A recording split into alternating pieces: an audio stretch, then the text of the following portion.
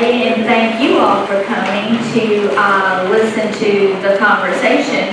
And I'm not going to tell you how old I am, so you can guess. But thank you. I'll take it. 27, I'll take it. But I have been in this world I'm going to talk to you about charitable giving and philanthropy. And I've been doing this for a long time. I was with Communities Foundation of Texas for 13 years, and I've been at the Catholic Foundation for 17 years. So charitable giving is really kind of my specialty. So I want to share some ideas with you about charitable giving being part of your plan as you move forward with all your funeral planning, life planning. Think about charitable planning, because as Father Lavone, my pastor at St. Thomas, said, when you're thinking about this, when you're gone, who's going to be in the pew to make up the money that you have given to your parish over the years? It leaves a big hole there. So if you want to remember your parish, your school, the art museum, SPCA, whatever you want to do, there's a way to do it. And there are a lot of different charitable tools that you can use.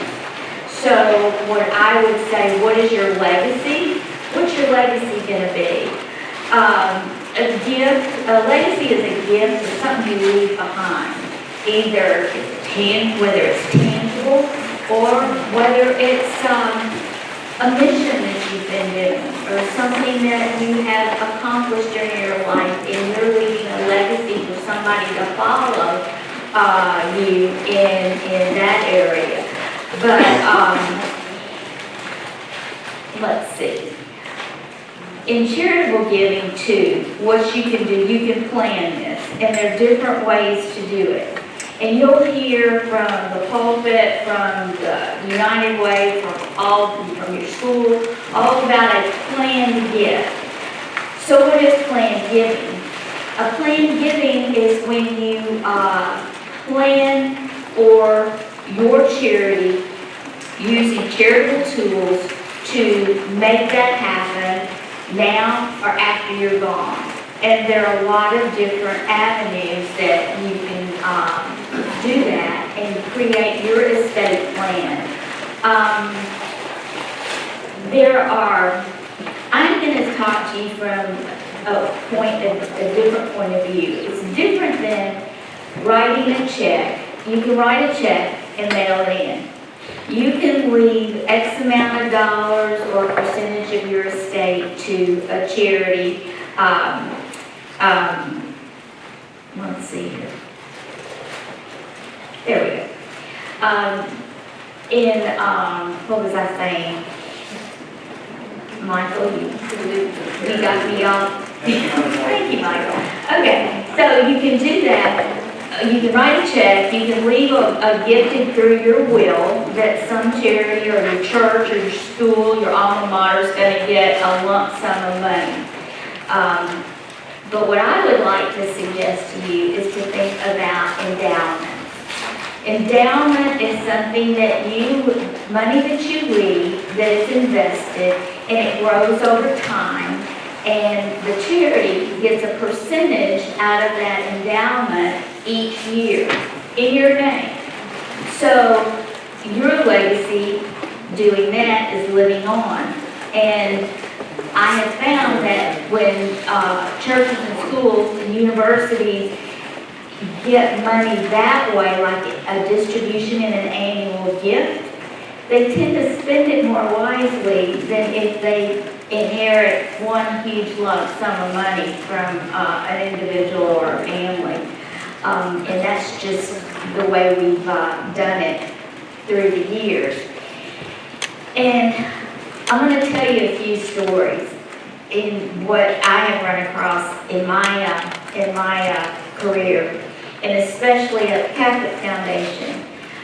The Catholic Foundation is what we call a community foundation, and there are several different community foundations in Dallas.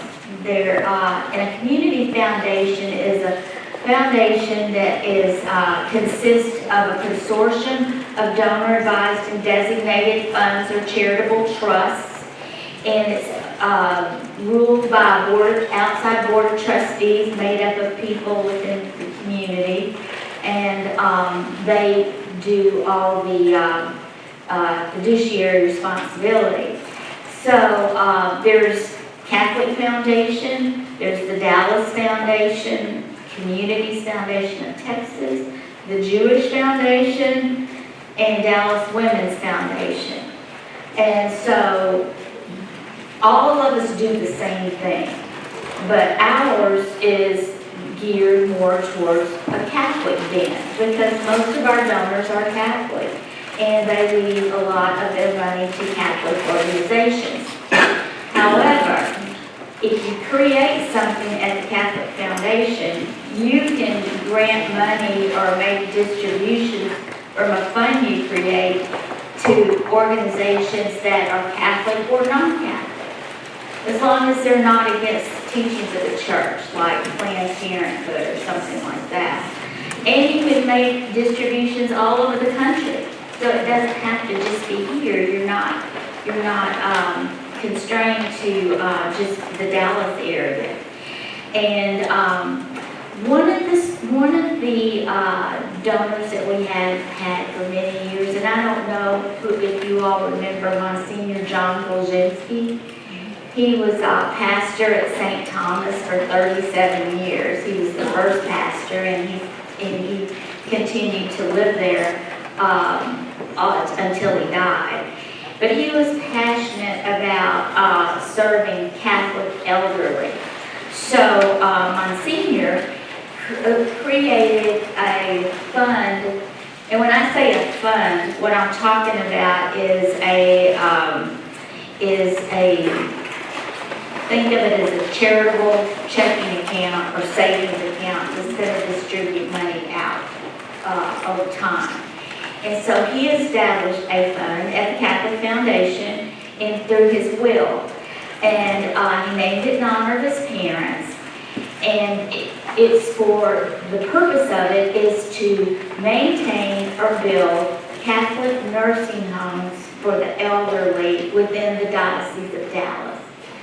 Well, we don't have a whole lot of nursing homes, Catholic nursing homes here, so the money that fund generates is quite a bit of money, and we've given away $2.3 million out of that fund. It's been there for quite a while and it's grown. So we've been able to make distributions to St. Joseph's residents in Oak Cliff. And before it went public, we were giving money to, there's St. Joseph's Village in Coppell, but they went public and not private, so for those reasons we couldn't do that. But Monsignor was looking forward. I mean, he was thinking in the future. And this is what I want to ask you all to do. As much as I'd like to say, think of what you're going to give to charity now, I'd like for you to think about what you would like to give to charity and how it's going to affect the future of the organizations that you want to support or the charitable missions that you want to support. So looking forward is a big part of that, like Monsignor did. And so why do you want to give to charity? Well, a lot of people are charitably minded and have supported things throughout their lifetime. But there are people who aren't so charitably minded out there. So the first thing I would ask you to do is think about it. Is that something that you are interested in? Are you interested in supporting things that you've supported now? So charitable gifts fulfill your wishes for your passion for charitable giving. You can designate where you want it to go and how you want it to be spent when you create this fund. And the fund, if you create a fund now It doesn't have to be funded now. It's what we call a testamentary fund. So you could set it up and give us all the parameters, and it wouldn't be funded until your death. And we would have all the directions as to how you want the money to be spent, to whom, and how they can use it. And it doesn't have to be one charity, because most people don't just have one charity, they have multiple charities, and we realize that. So using a community foundation to support those multiple charities is a wonderful planning tool. And you can, like I said, you can set it up now, it's funded at your death through your estate, and then we or another community foundation would invest those funds, and then we would spend out a percentage. We use a 4.5% spending policy that would come out of the fund each year to support what you wanted to. So I'm going to tell you, we passed Monsignor about Joanne Wassoff Smith. And Joanne was a longtime parishioner of St. Thomas Aquinas. In fact, she taught school at St. Thomas Aquinas. And so she established a permanent scholarship fund. And I'm telling you about these stories just to give you an idea of what you could do. And if you think about it, if you think of something, you're going to be creative about it. We could probably figure out how to do it. But she established a scholarship fund, and it was to finance a scholarship every 4 years for a student from St. Thomas that would be attending Bishop Lynch, because her grandchildren went to Bishop Lynch. So the Catholic Foundation administers that scholarship fund. So St. Thomas will give us like 5 different students that would be possible for this scholarship. And the Catholic Foundation would put together a scholarship selection committee that would review the transcripts, recommendations, and all that. And then this outside committee would choose the scholarship recipient. And so we're on our, since Joanne set this fund up, we're on our second scholarship recipient, and she's a sophomore now at Bishop Lynch.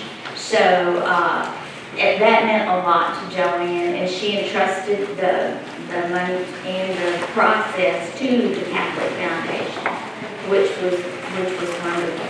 She taught me in 5th grade. So I have a real affection for this fund and how it's going to work.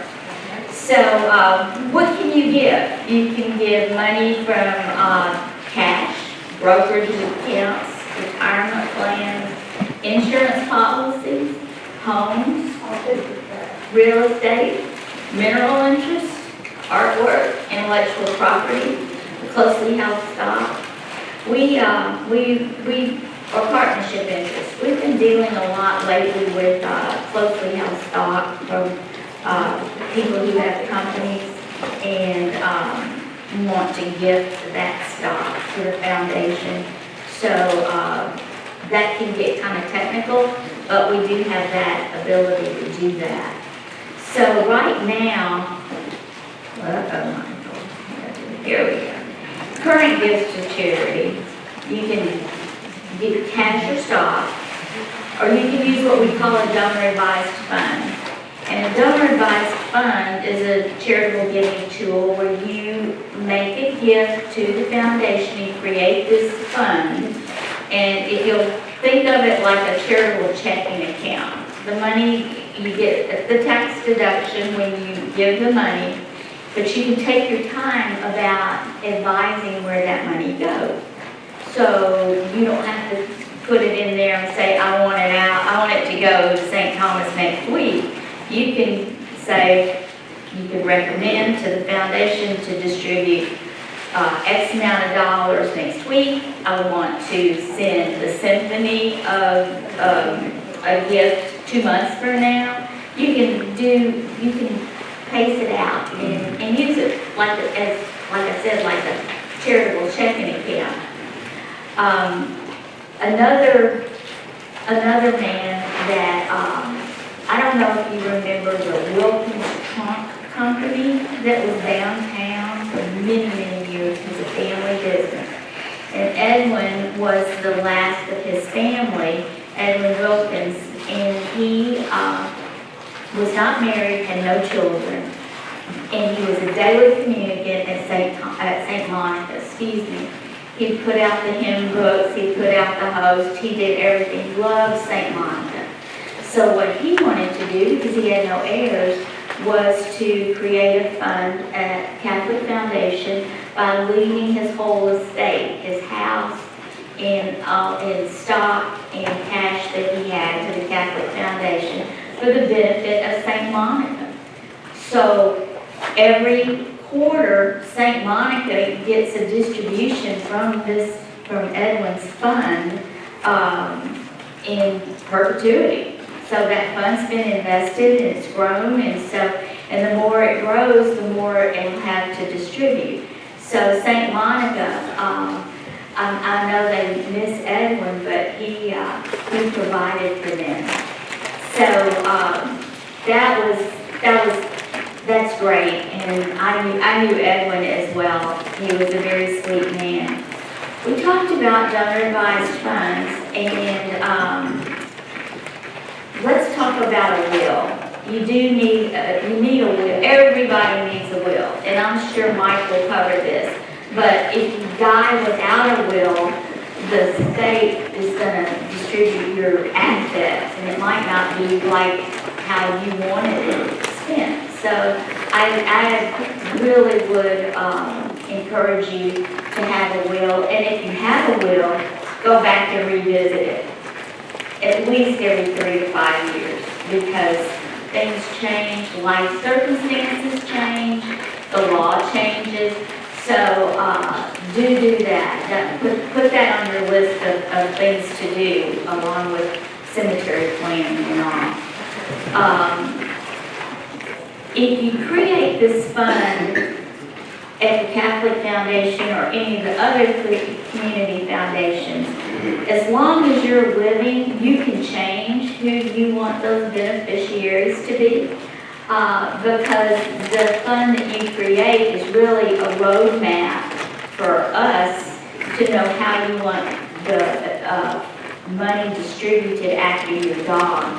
But in the meantime, if you think you want to support, say you think you want to support your alma mater, or Jesuit, or Ursuline, or the art museum, or whatever. But then 2 years from now, you change your mind and you want to change around the percentages of assets that go to these organizations, or you want to change those organizations. You can do that. As long as you're living, you can change that. Another lady that, let's see if I can find, here she is, Rita Smith. Rita Smith lived in Wiley. She had no children. Her husband was Baptist, and she supported a lot of things in Wiley, Texas. In fact, there's a school named after her. So what she did is that she left her estate to the Catholic Foundation, but she named a whole laundry list of charities that she wanted to have to get money every quarter, and a certain percentage of how much they would get. So, and Rita changed that list every 6 months. But it was great, because we got to see her and talk to her, so that it was okay. But she changed her mind every 6 months, and so we did it. But she was a lovely, lovely lady, and these charities are the beneficiaries of her estate. So we feel real privileged to have that fund with us. And she named those specific organizations, like I said. So how much to give? That could be a sticking point for you, because you just, you don't know, you might change your mind, things change. So you can, the biblical tithe of 10% is kind of across the board. You might do that now in the collection to your church. You can endow your current annual giving, and this is Michael's formula, multiplied by 20. So, and I always go to him for numbers because I'm not the numbers person. So, if your current annual giving is $10,000, you would need a $200,000 endowment to throw off enough money to make a difference every year to these charities that you want to support. Or you could treat charity like another child in your estate. Say you have 3 children, make the charities your 4th child when you divide up assets. That's a lot of people will do that. And you can assume probably 4.5% to a 5% payout there. Another lady, Louise Viewer, who was a friend of Rita Smith, and Rita Smith saw Louise Viewer create this fund and what all it did for her, so that's why she did what she did, which was great. They went to Ursuline together. And Louise was a 5th generation Swiss immigrant and a civic volunteer and a parishioner of St. Bernard's. And she was single and didn't have any children. So she established what they call a charitable remainder trust at the foundation in 1992 with $777,000 in stocks and property. So in a charitable remainder trust, you create this trust at the foundation. The trust will pay you a percentage of income during your lifetime, through your whole lifetime. And she received $360,000 off of this trust that she set up during her life. She passed away in 2000, and at her death, a permanent endowment with the trust assets, which were worth $4.5 million at the time. And since then, over $3 million has been granted out of that fund to charities from the Louise Viewer Fund. And she wanted to support education. A percentage of it goes to Ursuline, and then the poor and the needy. That was another percentage of what she wanted to distribute. So since then, over $3 million has been granted out from that fund to charity, and now the fund is worth $11 million. So that's just, that's something that you can do. It's very doable, and if you're interested in even, kind of visiting the different charitable tools that you can use, please just give us a call, and we'll be happy to talk to you about it. Everything is confidential, and we can talk to you about what you want to do and hopefully be able to suggest some charitable giving tools that you could use to make that goal happen for you. So contact your professional advisor as well. If you have an attorney or a financial planner or a finance person in your life, talk to them about it, because how much you want to use to establish a fund is important. What assets you want to use to establish a fund is important, and a professional advisor can help you figure that out, because not all assets are the same. So, and I won't go into the weeds on all that, but if you would like to talk about it, I would be happy to talk to you, and so would my colleagues. Inventory your assets. I think that is important because you probably have more than what you think you have. And like I said, just keep up with that and keep up with your will. Make sure you keep those wills current. And then plan how you want to distribute those assets and personal belongings. So if you want to make a list of what charitable entities you want to support. And like I said, think about it. You can change your mind if you create this fund. But I strongly suggest that you think about creating, if you're charitably inclined and want to do something, to create this endowment. Because if you leave a charity, say I left St. Thomas $10,000, and they get $10,000 in the mail, and they hadn't planned for it. Chances are it's not going to get spent very wisely, because this did happen when they, and it wasn't St. Thomas, it was another church, took the money that they got and applied it to debt. Is that how you want it? Is that how you would want your money to be spent, is to pay down the debt? Maybe you would, but I don't think I would. So, doing an endowment and being able to make that fund grow, and the more it grows, the more it's going to generate money to give away. And that money is given in your name, in the name of your whatever fund you want to call it. You can name your fund whatever you want to. So they're going to get that check, and it's going to have your name on it, so they'll never forget you. So it is truly a legacy. And so I think, you know, the pastors would love you for it, because when you're gone, that's going to be a big void in the collection, because they won't get that money that you always were used to giving in the collection every week. So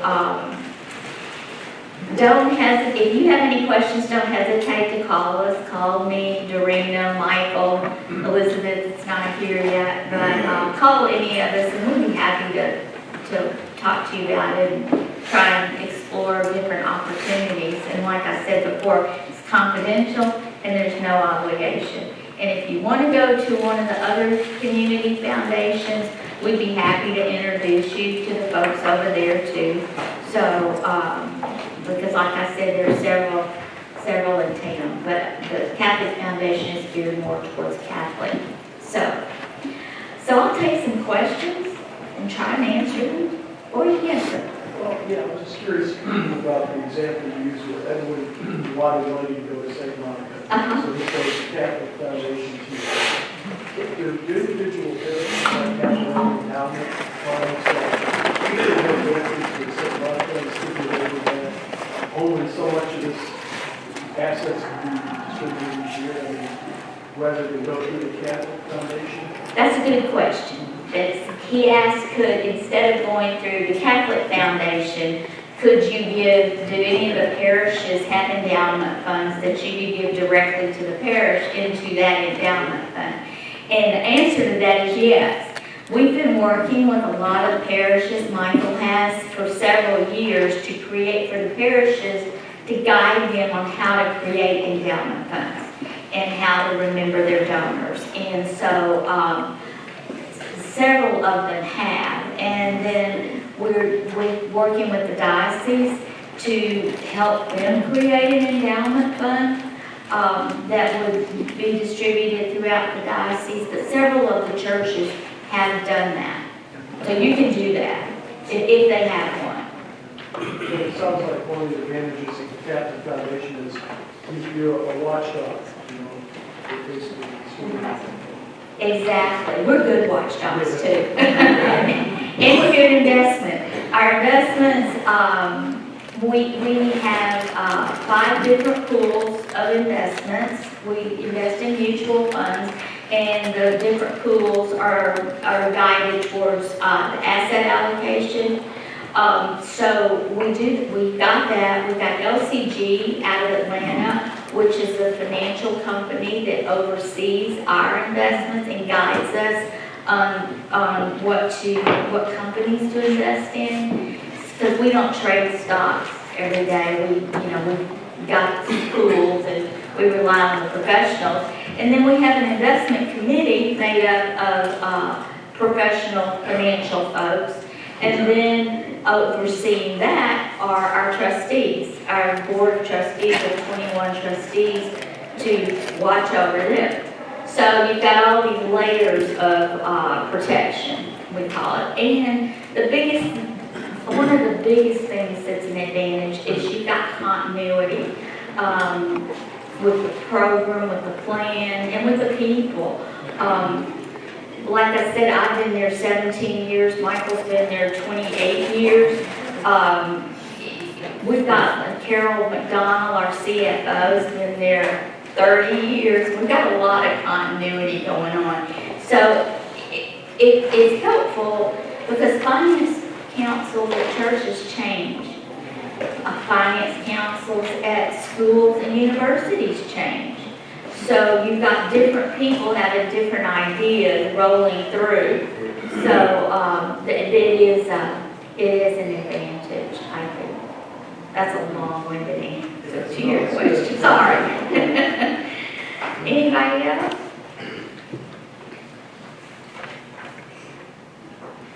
Yes. Yeah, and that, the point to that is if you want to give directly to a parish or whatever, it's extremely important that you know who they're with, who are they? Are they already with the community foundation, or are they already with the Catholic Foundation and managing their money, or are they managing it themselves? That's a little sketchy and scary. So it's very important to find out who's behind them and make sure that they have your best interest, because sometimes they may support organizations that you would not ever dream that that's what they're doing, and you would not want your money going there. So that's always an important thing. That's a good suggestion. She says wherever you give your money, find out who's managing it and where it's invested, because it's real important. It might not be according to your thinking.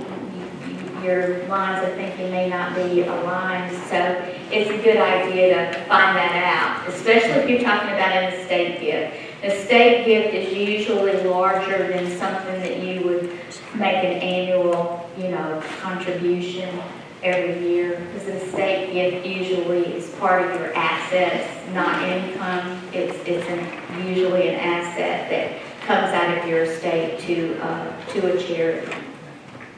Thank you for that.